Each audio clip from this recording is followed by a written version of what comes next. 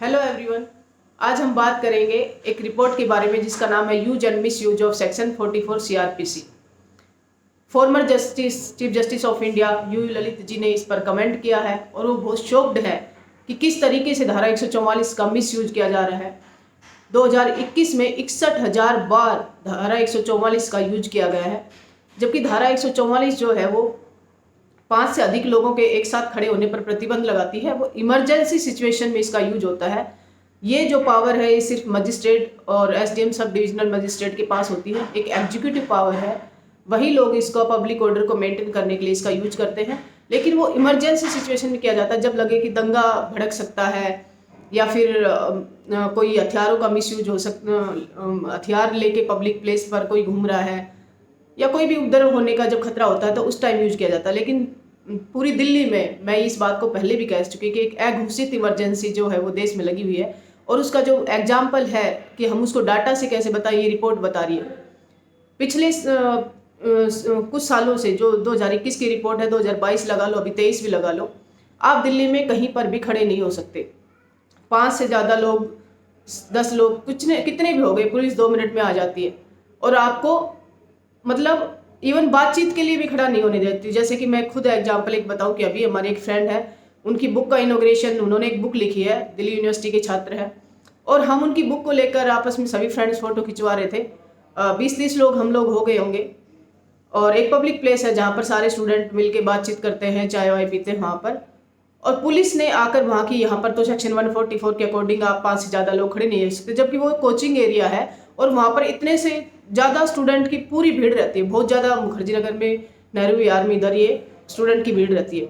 लेकिन जब आप कुछ इस तरह का सेलिब्रेशन करना चाहते हो तो पुलिस आपको रोक देती है, और उस टाइम पुलिस के साथ हमारी काफ़ी बहस हुई। ऐसे ही जैसे एक एग्जाम्पल मैं बताऊं कि दिल्ली यूनिवर्सिटी में जितने भी स्टूडेंट मूवमेंट हैं, स्टूडेंट मूवमेंट क्या कि हम अपने जो आदर्श हैं उनका अगर हम बर्थ एनिवर्सरी या डेथ एनिवर्सरी भी सेलिब्रेट करते हैं तो वो भी नहीं करने दी जाती है। जैसे पिछली कुछ महीनों पहले फूलन देवी जी की बर्थ एनिवर्सरी थी, और 10-15 स्टूडेंट जो है आर्ट फैकल्टी गेट नंबर 4 के बाहर उनकी जो बर्थ एनिवर्सरी है उसको सेलिब्रेट कर रहे थे। लेकिन पुलिस ने उसको रोक दिया सेलिब्रेशन को, और कहा कि यहाँ पर धारा 144 लगी हुई है। मैंने कहा कि सर धारा 144 मतलब क्यों लगी हुई है, ऐसा क्या खतरा है इस मतलब यहाँ पर कि आपने धारा 144 लगा रखी है। कह रहे कि हाँ पूरे एरिया में धारा 144 लगी हुई है।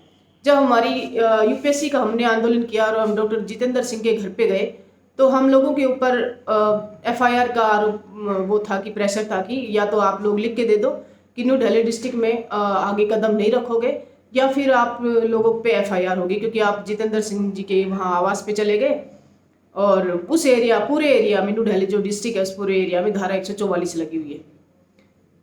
इसका मतलब जो है नागरिक के जो फंडामेंटल राइट्स हैं आर्टिकल 19 के अनुसार, उन सब का वायलेशन हो रहा है, उन सब को छीन लिया गया है, और देश में एक अघोषित इमरजेंसी लगी हुई है। कोई भी जो स्टूडेंट मूवमेंट करता है उसकी कोई परमिशन नहीं मिलती है, आप रिसीविंग दे दो आपकी कैंसिल हो जाएगी। जंतर मंतर पे आप करोगे तो 10 से 4 सिर्फ आपको रहने देंगे, और वो भी परमिशन मिलेगी कि नहीं मिलेगी उसका कोई पक्का वो नहीं है, छोटी नहीं है। और धारा 144 का इस तरीके से यूज करना, पिछले 2-3 साल में आपने किस तरीके से जो नागरिक हैं या उनके फंडामेंटल राइट, उनकी जो आवाज़ है उसको कैसे दबाया गया है। जब आपको किसी इशू पर एक जगह बैठकर अपना विरोध प्रकट करने का मौका ही नहीं दिया जाएगा तो कैसे पता चलेगा कि देश में ये आवाज़ उठ रही है।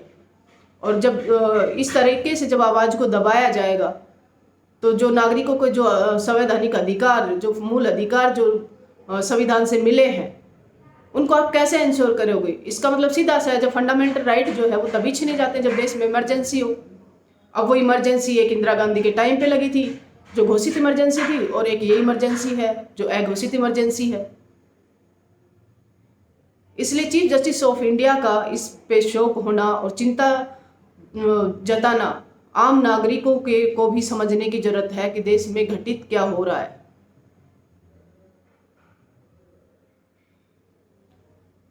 धन्यवाद।